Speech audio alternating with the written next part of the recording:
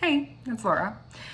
I wanted to reintroduce myself. If you're new here and you don't really know what the background is, but you're enjoying the material and you'd like to know a little bit more, and maybe you're brand new and you're wondering what this is all about. My name is Laura Ferri. I am a master certified life coach, and I've been writing a blog about my own personal growth journey for the last 8 years called My Inner Struggle, and you can find it at myinnerstruggle.com. I talk about everything. Nothing is off limits, and I know that a lot of people can resonate with it, so I'm really happy that I can share that with my audience. And I get a lot of messages from people saying that they relate and they understand, and they're so glad that I share it because they don't feel so alone, and that was the whole goal. I started that after losing my mother very suddenly.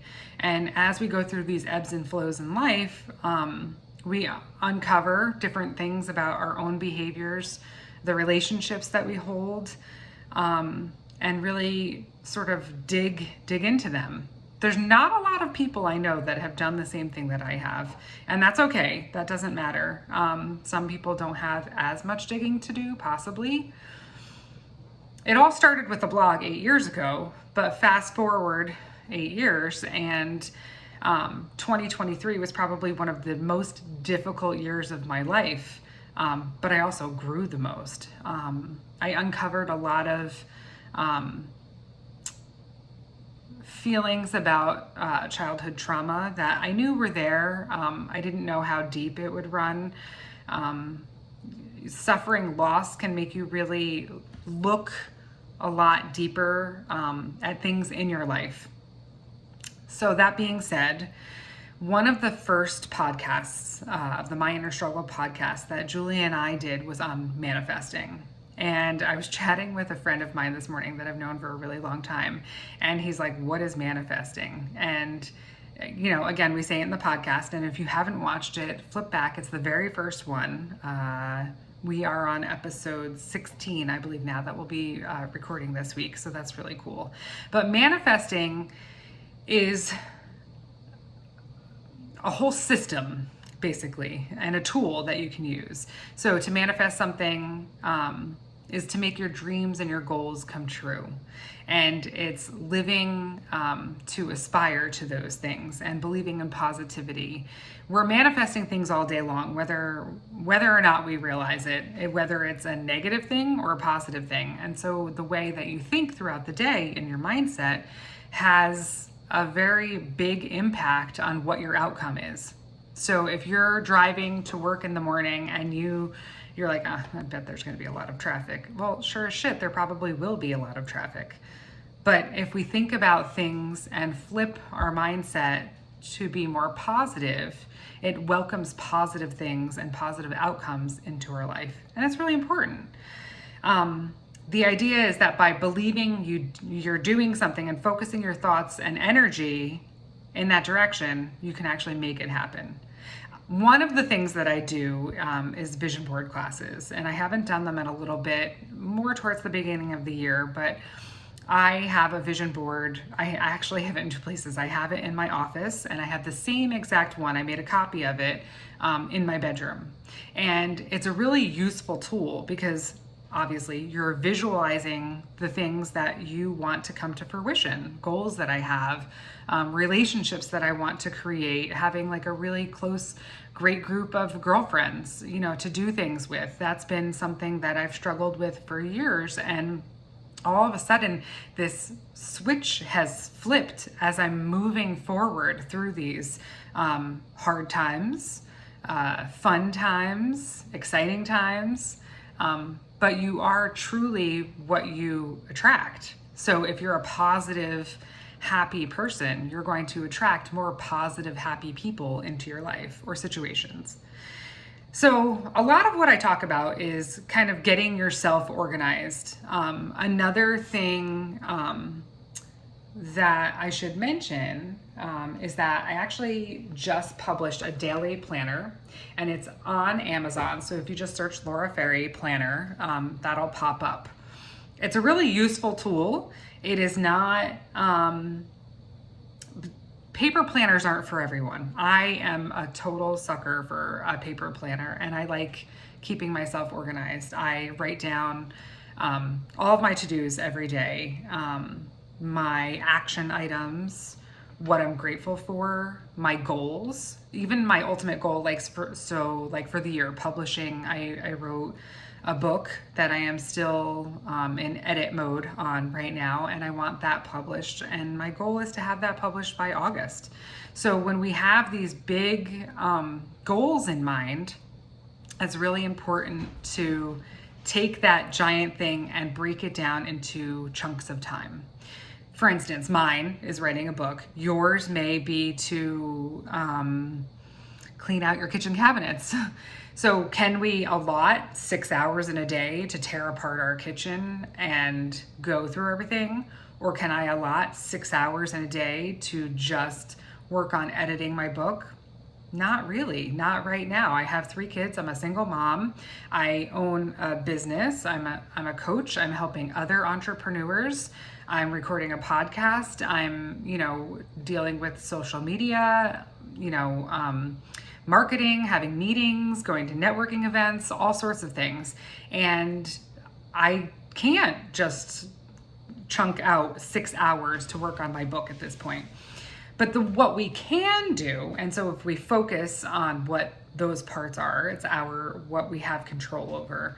So it would be our actions and our reactions to whatever may change. So this morning I actually had some meetings planned, but that fell to the wayside and it just didn't come to fruition. Kids, you have to adjust. And so I did have then a backup plan. I mean, I have this giant to-do list of things that I can tackle each week on top of the everyday items. So we can allocate our time a little bit differently, and maybe we can't spend 6 hours on the kitchen cabinets, but maybe we can spend an hour each day this week, or go through 1 drawer a night after dinner. Finish making dinner, clean it up, after everybody's eaten, and then take 20 minutes and go through 1 drawer. You break that huge task into tiny, manageable chunks, and you'll be able to accomplish your goal. And maybe even on that last day, you have an hour to devote to, okay, let me just better, situate this, or, go through this bigger section, or what have you. Then you accomplish your goal. So breaking it down into manageable chunks. The other thing that I really focus on in my coaching is loving yourself. I grew up in a very tumultuous environment. I reveal more of that in the book, and that is the whole purpose, a very healing journey. But self-love was something that I had to cultivate myself. It didn't come naturally to me. Happiness didn't come naturally to me. And love is the greatest gift that you can give anyone, and most importantly, yourself. So if you're in my position, I'm 42, and I didn't really start this journey until I was about 34, 35, around there. And I had been stuck on autopilot. I have 3 kids. I was going through the motions. I was unhappy all the time. I was angry. I didn't like who I was. I didn't like that, or I should say, I was resentful that I didn't spend time on myself. And whose fault is that? Mine. So part of that is taking responsibility for yourself and knowing, not playing the martyr and saying, I didn't have time, I didn't get to do this, I didn't get to do that, and being resentful of your partner who did take the time to go to the gym. So it's a tough balance, and you do need a good support system, and communication is the biggest factor in that support system. If you are married and you're finding yourself not getting enough time to yourself, think about your day. Where could you fit that in? And talk to your partner and as a team, and figure out how you both can feel fulfilled yourselves, and then as well as together, because that's really important. Focusing on what you can control, your reaction, your thoughts, your mindset, all of those things, to be in a more positive manner. And if you're an angry person, you might kind of like snort at that and go, oh, well, that's all well and good to think about. And I was that person a long, long time ago. But it really does feel really good. And life is too fucking short to be spent angry, not doing the things that you actually want to do. You don't obtain success by rolling over and going back to bed. That's not going to happen. You have to fight for it. You have to fight for yourself. You have to love yourself. So figure out what you can do to love yourself, or start a process of loving yourself, and keep going with it. If you need help, that's what I'm here for. I am a coach. So ultimately, my experience has led me to become a self-love coach and cultivating a life that you love. Because again, life is too short. There's no reason to spend that limited time that we have here unhappy. And you really aren't promised tomorrow at all. I've lost a lot of people in my life and have suffered a lot of trauma and hurt and pain. And unfortunately, as Julie says in the podcast, I learned throughout my life what not to do, and then figured out how to work those things, those positive things into my life and live positively as much as possible every day. And it's been a long road. It wasn't easy. So when you wake up in the morning and you're dreading your day and you hit the snooze button and you're rolling over, ask yourself what it is that you're dreading. What are you not happy with it? Is it the person that you're laying next to? Is it the job that you're going to? Is it that you're broke and you can't afford your bills? I've been there, trust me. But nothing happens when you just roll over and ignore it. You have to take action. We can talk and talk about wanting more or wanting to change, but until you take action, nothing's going to change. Until you take action, nothing's going to change. And ultimately, and I've said it before, whatever you're not changing, you're choosing. If you are dreading waking up every day, going to a job that you absolutely hate, that does not fulfill you, you don't even make enough money to pay your bills, you're choosing that every day.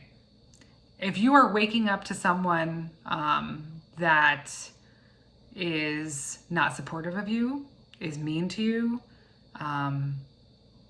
puts you down, I would just venture to say an unhealthy relationship, you're choosing that every day. And I promise you, you are worth so much more than that. But nothing's going to change if you go back to bed. You have to get up and you have to fight for yourself. I am having the greatest time of my life. I can't even believe it, quite honestly, that I get to do what I love every day, and it's exciting every day, and it's just so cool. I love it. And you have this opportunity too. What is it that you want? If you don't know what you want, get clear on what you want. How do I get clear on what I want? Get everything out from in your head and on paper. Go to myinnerstruggle.com, click on resources, and there's a bunch of free printable PDFs that you can download. One in particular I have is a brain dump. It's basically created for you to take everything out of your head and put it on paper. Get yourself organized. If you want to make change, if you want to feel better, do better, think better, you have to take action. It's not going to do itself. So please share this with a friend if you know someone that is stuck, because I want to help. And I am a coach. Go to lauraferri.com, contact me, let's set it up. I can coach you in person, or or virtually. And I have a lot of free resources on there as well, how to get yourself better organized and take some time for yourself. That's really important. I'll talk to you soon.